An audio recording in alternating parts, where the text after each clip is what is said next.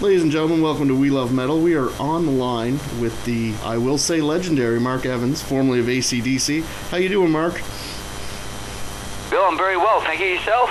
I'm good, thank you. I really appreciate you being here, sir. Oh, thanks for calling, man. It's cool, man. It's been a very interesting time with me with the book coming out. So yeah, thanks for the call. Yeah, Dirty Deeds, My Life Inside, Outside of ACDC. Congratulations. Yeah, it's an interesting process, you know. A book has been sort of in the back of my mind for quite a number of years, and with Dirty Deeds, writing it was just a interesting process, like recounting everything all the time with the guys and all that. And the motivation to write it now is just into the right time in my life to recount things and take a deep breath. But the main motivation for the book is all the years people have been coming to shows I've been doing, and people come up and say, "Oh, what was it like being on the road with ACDC? What was Bon like? What's it like to be in a band like that?" And all these people who come up and ask these questions are just so genuine and so polite and interested.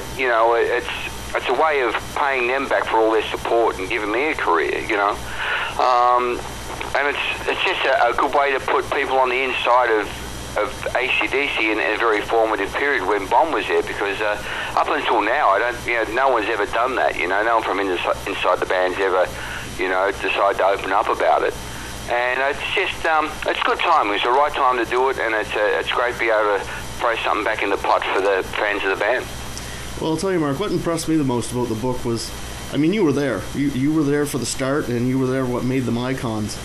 And, things happened, but you did it in a very respectful manner. The book really sheds some good light on ACDC and shows people that, these guys are what they appear to be. Yeah, it's just in essence with the book, I just, it wasn't a conscious decision, but it's just the way that I think about things, and the way the book came out.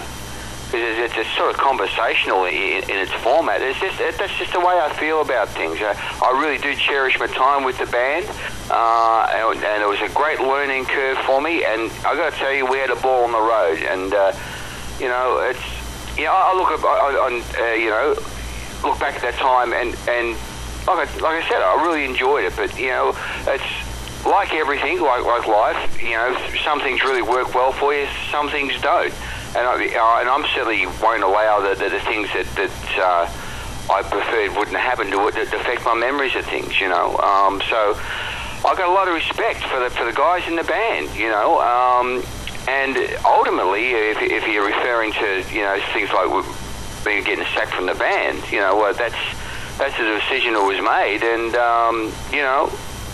I got a fairly philosophical attitude to it, and which is, if I was the right guy for the band, I'd still be there. And just because I'm not in the band doesn't affect me from liking what they do or enjoying the music, because I've got to tell you that my two favourite ACDC albums are albums that were recorded after I'd finished up with the band, Power Rage and Highway to Hell. I think Highway to Hell is up there with, say, Exile on Main Street and Who's Next is just a landmark record, But the answer to your inquiry is, it's you just learn from what you've been through, and then make the best out of it. Learn from mistakes. Well, part of something you said in the book was that the band from early on had this, and I'll quote you, aggressive, go-for-it attitude. Was that something that was you guys strive for, or was that just a collective attitude that you had? I think, it was a collective attitude, and partly that was cemented in by a siege mentality I think we had. Once you're inside that band, and it was pretty much a cocoon, and everything else bounced off you.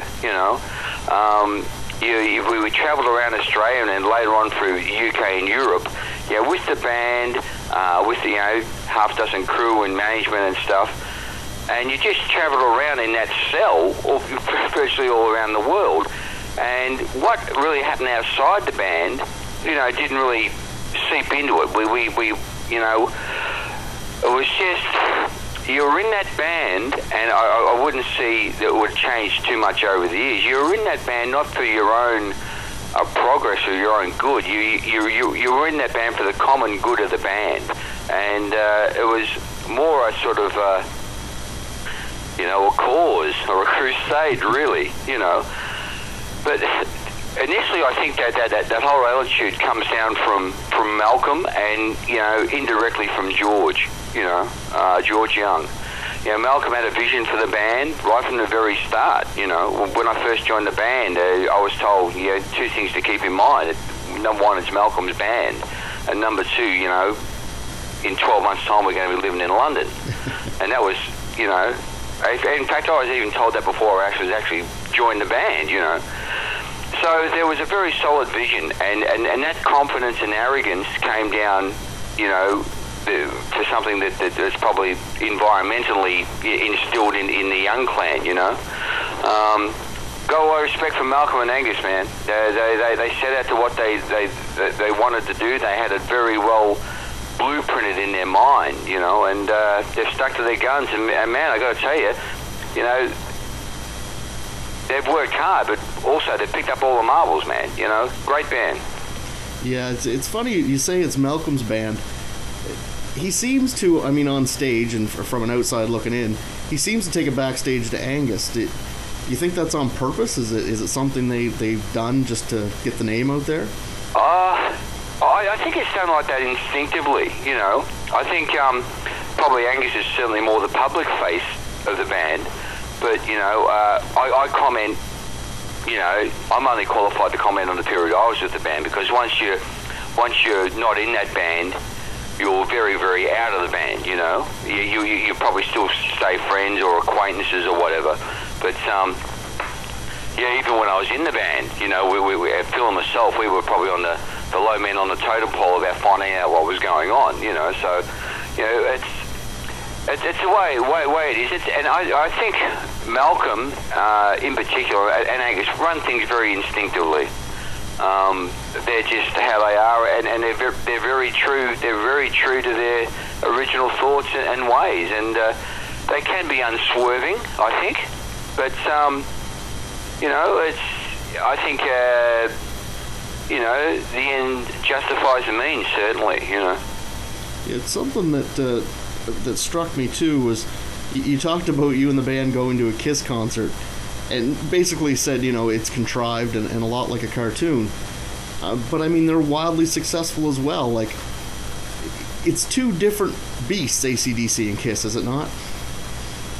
Oh, I think so. Like, every band is different, and every band it can be fantastic and also dysfunctional in its own way. You're talking about a group of guys traveling around, and they're all probably different personalities.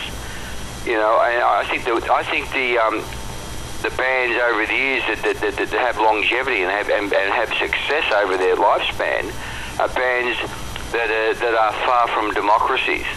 Mm-hmm. I think that's just the way it works. I think Kiss and ACDC will be similar in the fact that there's a very strong hand behind it from within the band, guiding the band's direction. I think that would be the similarity between the band. Other than that, there was really no similarities at all, But I think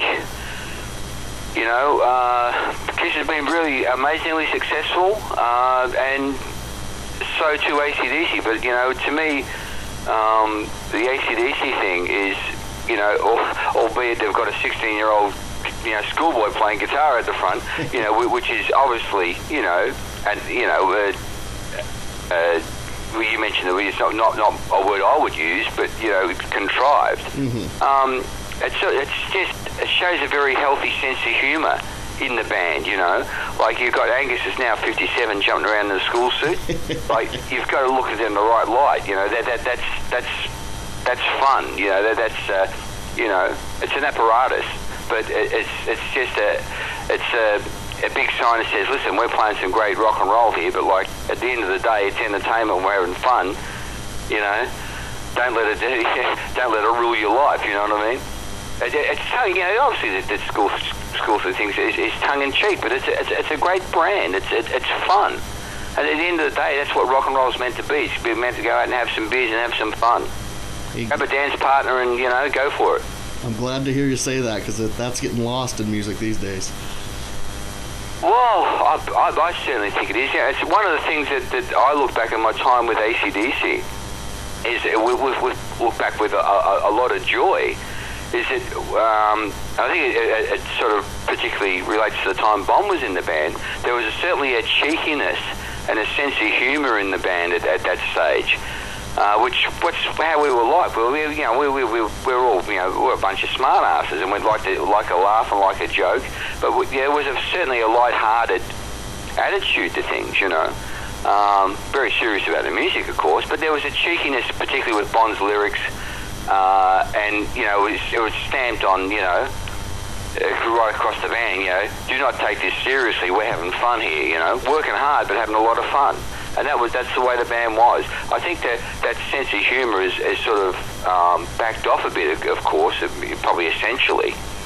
But, yeah, the whole thing's, you know, hey, the Stones said it, you know, perfectly. You know, it's only rock and roll, but I like it, you know. Well, I want people to know that the highlight of this book is the fact that you were beside Bon Scott with High Voltage, Dirty Deeds, Jailbreak, Let There Be Rock. And those stories, I mean, as a fan, they meant a lot to me. But the question I wanted to ask you about Bon was, do you think he knew how good he was? That's interesting, you know, that's just interesting you ask that question. I've never even given that too much thought, to be honest. It's never been apparent, that question to me. That's interesting. I think the attitude that pertains to Bon in that respect was probably across the board with the band. We knew we were a really good band, and we knew with a lot of hard work and the opportunities coming our way, the thing was going to work, you know, because the thing was working very quickly. I don't think it was in Bon's character to you know, he would firstly think, oh, I'm in a really good band, this is happening. I don't think he would say, and I think this is the essence of your question, this is a really good band because I'm making it a very good band. Because I'm a hot guy and I'm up the front and I'm really good at what I do.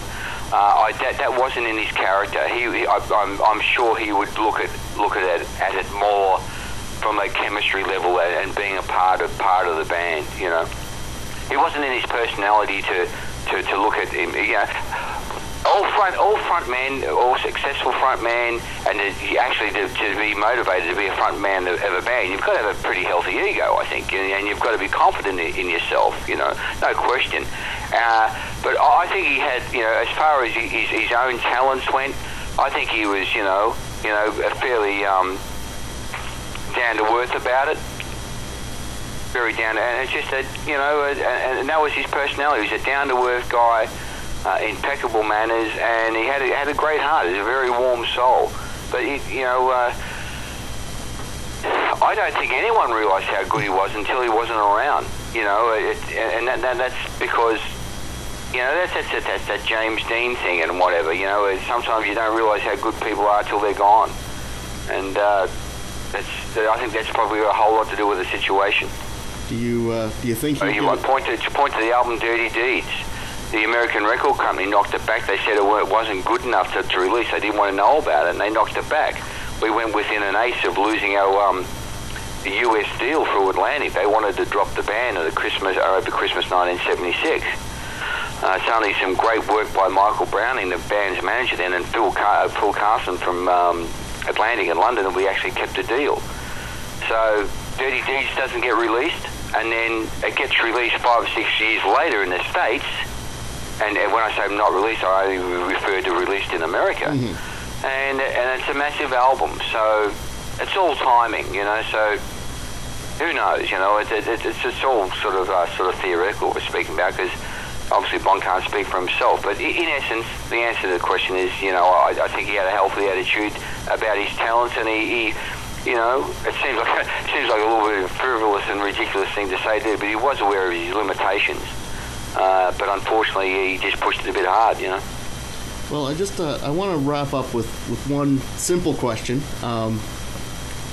If you need people to know one thing about your time with the band, what would it be?